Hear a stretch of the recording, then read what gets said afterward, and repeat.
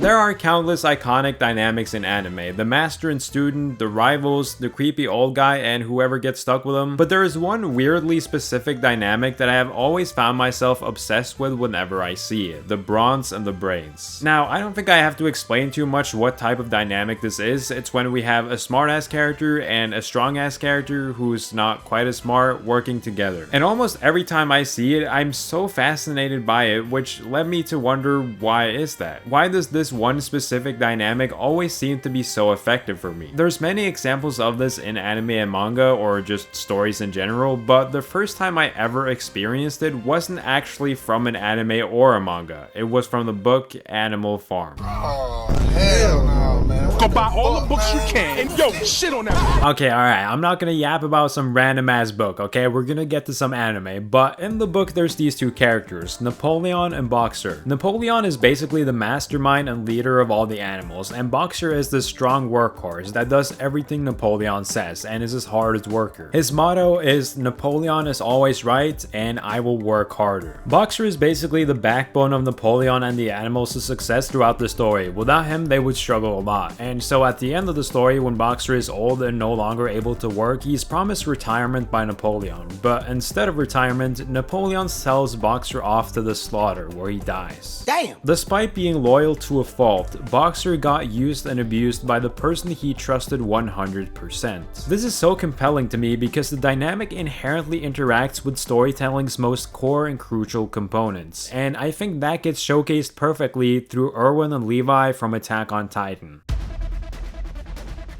Erwin and Levi highlight one of the most crucial aspects of this dynamic, which is the fact that their relationship is symbiotic. Both of them need each other for this to work. Levi can kill all the Titans he wants, but without Erwin's leadership and strategies, the rest of the squad will be doomed. On the other hand, Erwin's plans can only work if he has someone capable enough to carry them out. And I think this is so interesting because it requires both parties to have 100% trust in each other. So many times Erwin will give Levi instructions or tell him to do things that sound strange or illogical. Sometimes Levi will even point out how dumb the plan sounds, but every time he's just like, fuck it, we ball, and the plan never fails. There's this scene after the female Titan escapes in the forest where Levi wants to go call a squad, but Erwin instead tells him to refill his gas and blades. Levi doesn't understand why, but Erwin's just like, trust me bro. And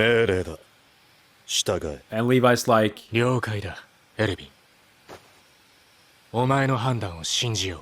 Levi has seen firsthand just how clever Erwin is and trusts him blindly because he knows Erwin values the future of humanity more than his own life. Unlike Napoleon, who just sits inside and gives orders all day, Erwin is always on the front line with everyone else. He is always doing everything he can to make sure humanity can progress. To him, that's more important than anything, and way more important than his life.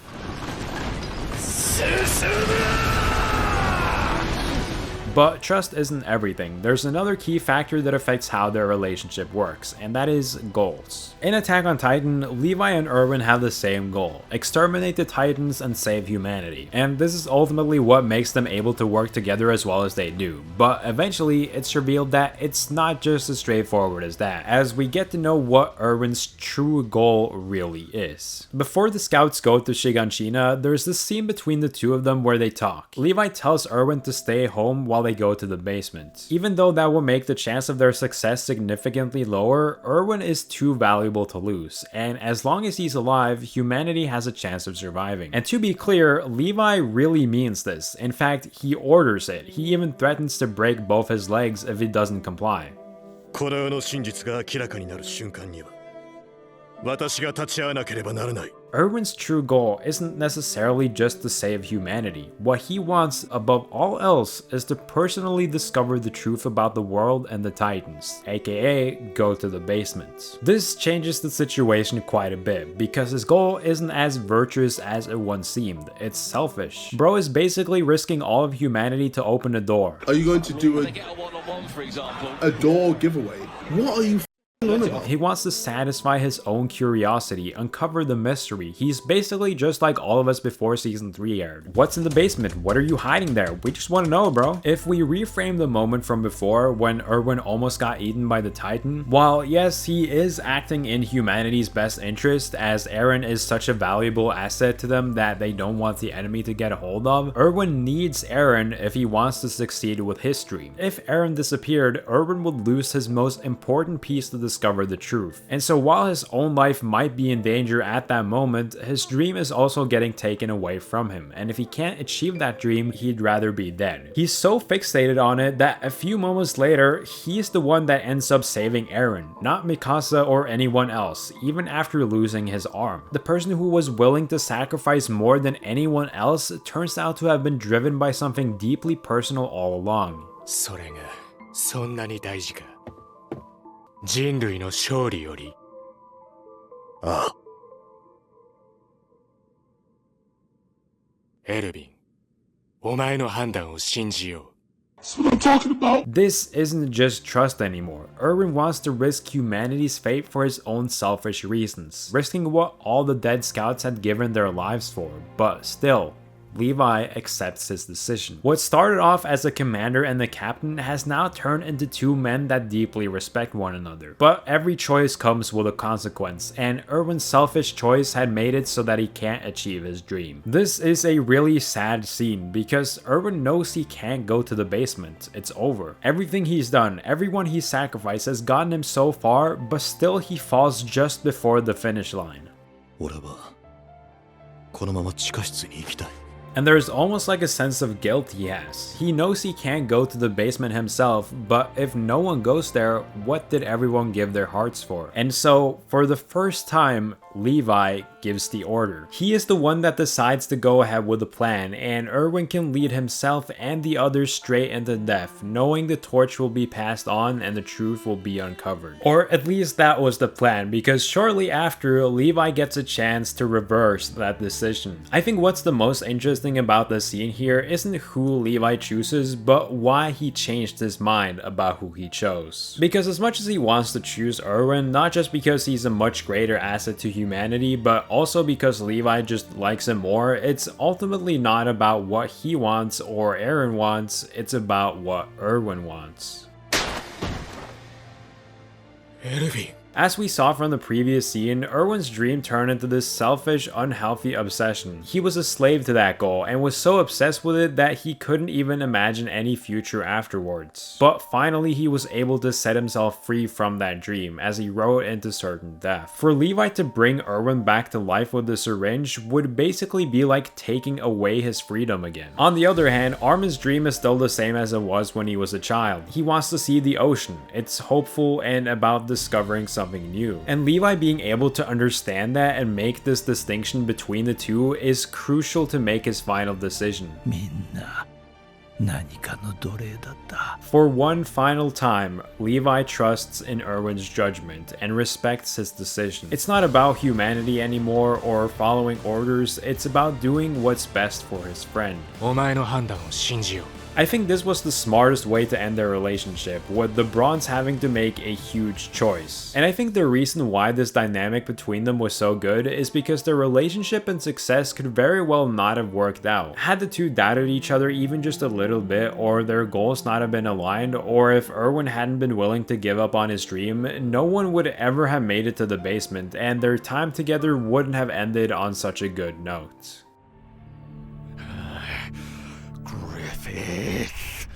Guts and Griffith is one of my favorite duos in all of anime and manga. The way these guys' relationship was built up in the Golden Age saga was genius, and a lot of that geniusness I think gets revealed when we look at them through the lens of the Brawns and Brains dynamic. Now, I think at some point these guys have like a falling out or whatever. I don't really remember exactly what happened, but I'm sure it wasn't anything that serious.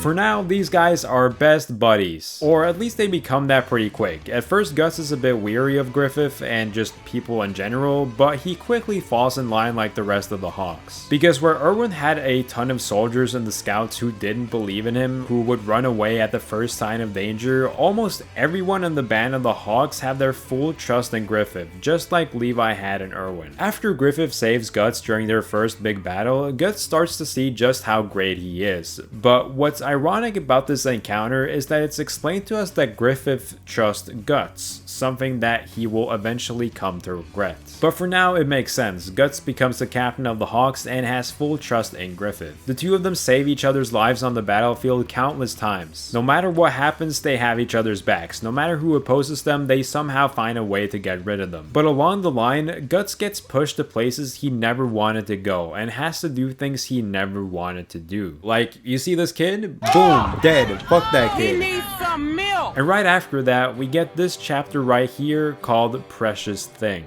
This chapter, I believe, is the single most important chapter when it comes to understanding Guts and Griffith's relationship. It not only gives meaning and understanding to the rest of this arc, it's also the catalyst for the rest of the story, and it all has to do with what both of their respective dreams are. I talked a lot in this video about dreams and goals, particularly when it came to Erwin, which is because, in my opinion, a character's goal is one of the most important parts of a character. I would even say it's the most important, because the goal is what informs the character's every action. Without a goal, the story of One Piece doesn't even start. Luffy would never set out to become the Pirate King or find the One Piece. But through a goal, we get to see what a character is willing to sacrifice to achieve it, how they adapt to obstacles blocking their goal, and why they even want it so bad in the first place. And that's what makes Berserk and this specific chapter so great, because we have Griffith, who has a dream he wants to achieve more than anything no matter what, and then Guts, who doesn't really have a goal. And when he listens in on Griffith's conversation here, he realizes just how much of a problem that really is. Griffith goes on to explain what type of person he sees as a friend. All the soldiers and the band of the Hawks, as much as he's very fond of them, he doesn't regard them as friends. To him, a friend is someone who follows their dream or goal until the end, instead of following someone else's dream. Even if Griffith and this person would clash and fight due to their dreams crossing paths, that would be the ideal friend for him. Someone who is his equal,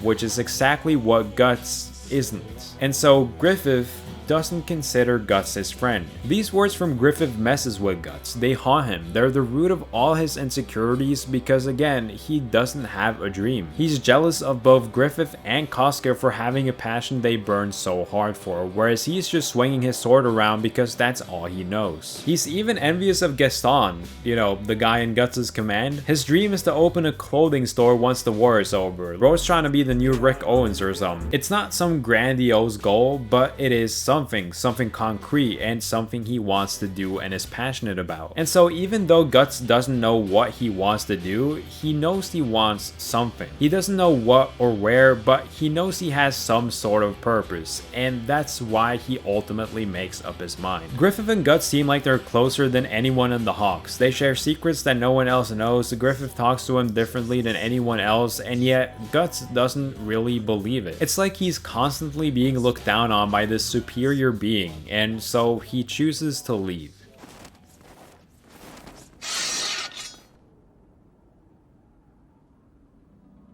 Considering what we've talked about so far, this is pretty ironic. The brain challenging the brawn to a physical duel. Griffith, you're a fucking idiot. This is, again, something Erwin didn't have to deal with. If Levi had decided that he didn't want to be in the Scouts anymore, Erwin would be cooked. That man would get ate up by a Titan or executed by the government, and the Eldians would be doomed. Erwin would never even have the chance to see out his dream. Griffith, who's always one step ahead, never gets outsmarted, and always succeeds, couldn't foresee one of his own men leaving his side. The challenge from Griffith is pure desperation, the last and only move he can use to attempt to keep Guts around. This shows how ignorant, inconsiderate, and unknowing Griffith had been in regards to what type of person Guts really was, who he had become, and who Griffith had turned him into. But that bit of ignorance doesn't even compare to how ignorant Guts was about who Griffith truly was. Before the gang has to go and rescue Griffith's decrepit, raggedy ass, Guts makes it known that as much as he's helping out, it's only temporary before he leaves again, because finally he's found his dream. What I found really interesting is this sort of like paranoia he has as he tries to figure out what he wants. Because as much as he has set out on this journey on his own, the only reason he did so in the first place was because he heard Griffith's words earlier. He put the batteries in Guts' back, so is he truly doing this off his own free will, or is he once again following Griffith? He's leaving all the people he loves behind, so is he actually doing what he wants here? Is this the right move? Throughout his whole life, he's been swinging his sword around, fighting stronger and stronger opponents, but was he doing that because he enjoyed it, or because he was forced to do so in order to survive? The person who ends up being the most instrumental in helping him realize this is Godo. Just like Guts, Godo has been striking iron since he was born. He kept doing it, got better and better until he was an old man. He doesn't know why he does it, it's just something he does. But even then, there is one thing he really enjoys about being a blacksmith. Huh? 火花だ。火花はいい。 Guts realizes that he doesn't need some grand concrete dream the same way Griffith does, and that's fine. Instead, his dream is the way of the sword, honing his skills and fighting stronger and stronger opponents. That's why he doesn't want to join the band on the Hawks again, because he'd rather fight on his own terms instead of being forced to in order to survive. And what's interesting is how all this completely derails Griffith's dream, because before he knew it, Guts had almost as much of a hold on him as his dream of getting his own kingdom. Without Guts, he fully loses control and almost completely loses all chance of his dream ever happening. And like I just said, this is why giving a character a motivation is so important, because it reveals exactly what they're willing to do in order to achieve it. Griffith fully contemplates just living a regular, relaxed life from that point onward. He imagines a peaceful future with him and Casca, and it's actually not that bad. But it is the exact opposite of what Griffith really wants. I find it abhorrent to simply live out my life for no other reason than I was born into it. Okay, so I just read up again on what happened after this, and not gonna lie, Griffith, like, kinda not cool, dude. That was a bit rude. If I was y'all, I'd maybe like call HR or something, because it's kind of like not okay. It's easy to see the parallels between Erwin and Griffith in this moment. Both of them are standing on top of a giant pile of their comrades' corpses, so close to attaining their dream, and yet there is such a huge roadblock in front of them. So how do they react to this roadblock? Because in Erwin's case, charging the Beast Titan wasn't his only option. Something I didn't mention in the previous section of the video is that in the back of his mind, there was something else lingering. この作戦が失敗しても死ぬ前に地下室に行けるかもしれない。 A big part of Erwin is genuinely considering abandoning all his men and rushing over to the basement just so he can uncover the truth right before he dies. And so, we get to see exactly how far they're really willing to go for their respective dreams, because where Erwin has started to look down at the corpses, Griffith is still looking up.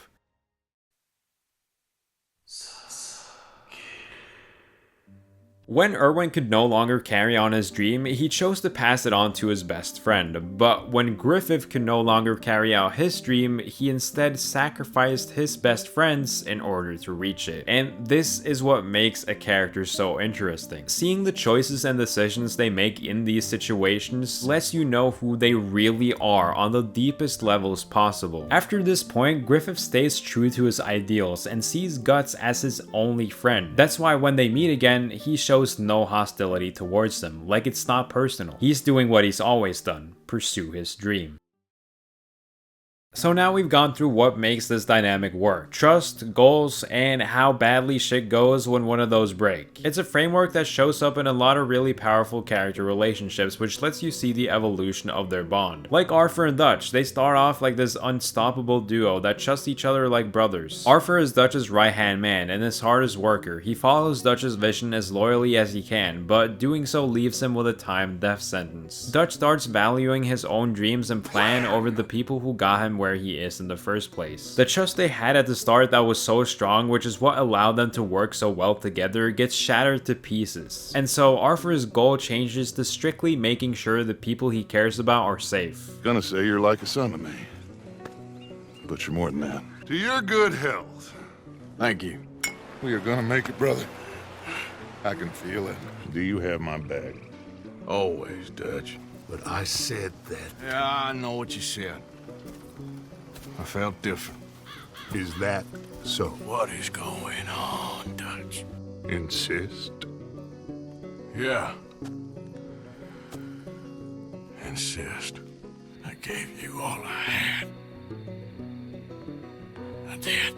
One duo where I think this gets explored in a more unique way is in Hunter x Hunter. Now you may be wondering, what the hell are these two doing here? And it's true, they aren't quite like the others, but at the same time, they're the exact same, just in a different form. In fact, Meruem and Pouf's dynamic is the same as Erwin and Levi's, just inverse. Here, the Brawn is in charge. Meruem doesn't need Pouf. In fact, he doesn't even really want him, and so Pouf has to constantly prove his worth, so he can stay alive and achieve his own dream, which is ensuring Meruem becomes what he sees as the ideal version of the king. This is interesting to me because Meruem doesn't really have a goal. I mean, he starts off wanting to eat hunters that use Nen as they taste better, and over time he kinda starts developing a more concrete goal, but for a while he's just trying to figure himself and the world out. Pouf's goal, which he values more than his own life, depends on controlling Meruem's goal, and that's always doomed to fail. Shaiapouf's flawed logic slowly gets revealed throughout the story, particularly if we look at the other royal guards, because even though they were made for the same purpose, they are all different from each other. For example, if we look at Yuppie, he doesn't really think that much, he's just kind of a dumbass. Pito, on the other hand, cares about Meruem and his wishes. She wants him to do or be with whoever makes him happy, and so every command she gets, she tries to fulfill as best as she can. But Pouf, again, wants Meruem to be the king that he envisions. This is something that often happens in real life. A parent might not want their child to dress a certain way or hang out with a certain group of friends, or you might try to steer a friend's choices because you think you know what's best for them. But no matter what you do, you can't truly stop someone from feeling the way they do, and that's what Shaiapouf has to come to terms with. He tries so hard to realize his dream until at one point he can't. His dream ends, and so does his life. Man, I'm dead. There are a few more examples of this dynamic I can point to, but no one really cares. If I had to pick a favorite between these, it'd probably be between these two. It's difficult to choose one, but I will say that Guts and Griffith are incredible, and I'm so glad I chose to read Berserk because at one point in time, I almost didn't, and I talk about why in this video right here.